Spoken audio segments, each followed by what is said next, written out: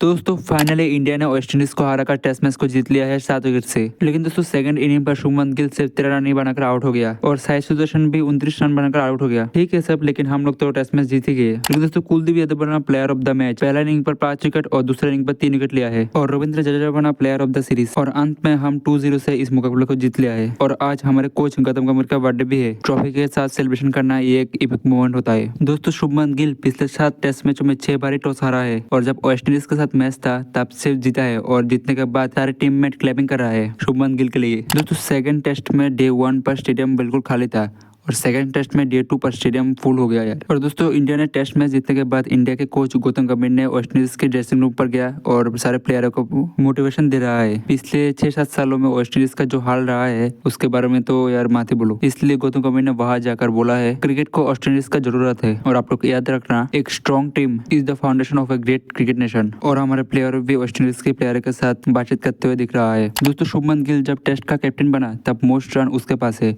Most 4 भी उसके पास है, मोस्ट 100 भी उसके पास है, मोस्ट 6 ऋषभ पंत के पास है, मोस्ट 50 जडेजा के पास है और मोस्ट विकेट मोहम्मद सिराज के पास है। दोस्तों शुभमन गिल जब कैप्टन बना तो फर्स्ट मैच खेला था इंग्लैंड के साथ और उस सीरीज को 2-2 से ड्रॉ किया है। फिर खेला वेस्ट इंडीज के साथ 2-0 से इंडिया ने इस सीरीज को जीत लिया है। अगर इंडिया का अगला टेस्ट मैच की बात करें तो वो होगा नवंबर में साउथ अफ्रीका के साथ, फिर होगा श्रीलंका के साथ अगस्त में 2026 के, फिर होगा न्यूजीलैंड के साथ अक्टूबर या नवंबर में 2026 के और फिर टेस्ट मैच होगा 2027 में जनवरी फरवरी में ऑस्ट्रेलिया के साथ। दोस्तों गौतम गंभीर जब इंडिया के टेस्ट कोच बना उसके बाद इंडिया ने टोटल 17 मैच खेला है, 7 जीता है, 8 हारा है और 2 ड्रॉ हुआ है। दोस्तों जब गौतम गंभीर कोच और रोहित शर्मा कैप्टन थे तब बांग्लादेश के साथ टेस्ट सीरीज हुआ था जिनमें 2-0 से इंडिया ने जीता था। फिर ऑस्ट्रेलिया के साथ टेस्ट सीरीज हुआ था जब 3-1 से इंडिया ने इस मुकाबले को हारा था और फिर हुआ था न्यूजीलैंड के साथ 3-0 से हारा है। और जब इंडिया के कोच गौतम गंभीर और कैप्टन थे शुभमन गिल तब इंग्लैंड सीरीज के बाहर ड्रॉ हुआ है 2-2 से और फिर वेस्ट इंडीज के यहाँ पर 2-0 से इंडिया ने जीता है। दोस्तों 2025 में सबसे ज्यादा टेस्ट विकेट मोहम्मद सिराज के नाम है।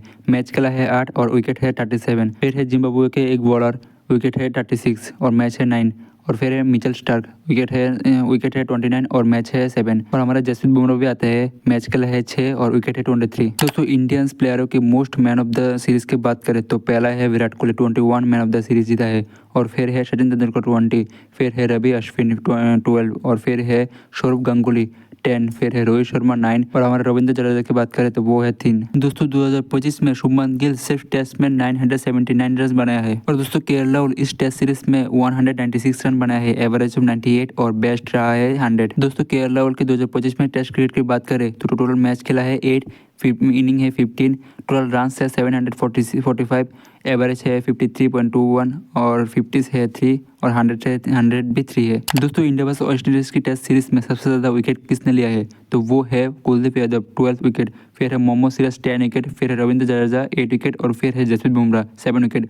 इन चारों इंडिया के आता है और इन चारों ही टॉप पर है। और फिर है वेस्ट इंडीज के 2 प्लेयर 5-5 विकेट। दोस्तों इंडिया की कैप्टनसी करते हुए मोस्ट इंटरनेशनल रन की बात करें तो पहला है विराट कोहली 12,883, फिर है MS धोनी 11,207, फिर है मोहम्मद अजहरुद्दीन 8,095 और फिर है सौरभ गांगुली 7,643 और हमारा शुभमन गिल भी इस लिस्ट पर जुड़ा हुआ है 1103। दोस्तों आईसीसी वर्ल्ड टेस्ट चैंपियनशिप की स्टैंडिंग की बात करें तो पहला है ऑस्ट्रेलिया, फिर है श्रीलंका, फिर है इंडिया, फिर है इंग्लैंड, फिर है बांग्लादेश, फिर है वेस्ट इंडीज, फिर है न्यूजीलैंड, फिर है पाकिस्तान और फिर है साउथ अफ्रीका। दोस्तों ध्रुव जुरैल टेस्ट में डेब्यू करने के बाद उसने टोटल 7 टेस्ट मैच खेला है और 7 में जीता है। पहला इंग्लैंड के साथ जीता है, फिर इंग्लैंड के साथ 3 जीता है, फिर ऑस्ट्रेलिया के साथ, फिर भी इंग्लैंड के साथ और फिर 2 वेस्ट इंडीज के साथ जीता है। दोस्तों रवि शास्त्री ने बोला है इंडियन टीम व्हाइट बॉल में सबसे स्ट्रांग है और उसके बाद रेड बॉल में भी सबसे स्ट्रांग है। अब उससे हट के ऑस्ट्रेलिया सीरीज की बात करें तो बैनर पर रोहित शर्मा और विराट कोहली की फोटो है, मतलब कैप्टन कोई और है, वाइस कैप्टन भी कोई और है और बैनर पर है रोहित शर्मा और विराट कोहली की फोटो, क्योंकि टीम पर ये 2 ही बड़े नाम है। और विराट कोहली इंग्लैंड से चला आया है इंडिया पर, अब इंडिया की टीम पर ज्वाइन करेंगे। दोस्तों जॉश इंग्लिश का क्लैफ इंजरी हो गया है, सो इसलिए जॉश इंग्लिश इस सीरीज को मिस कर डालेंगे और एडम जंपा उसके फैमिली के कुछ रीजंस की वजह से ये सीरीज को मिस कर देंगे। दोस्तों हाल ही में ग्लेन मैक्सवेल ने इंडिया, ऑस्ट्रेलिया और इंग्लैंड के बीच कॉम्बाइंड प्लेइंग 11 बनाया है ओडीआई में। चलिए देखते हैं ओडीआई में कौन कौन शामिल हुआ है प्लेइंग 11 पर।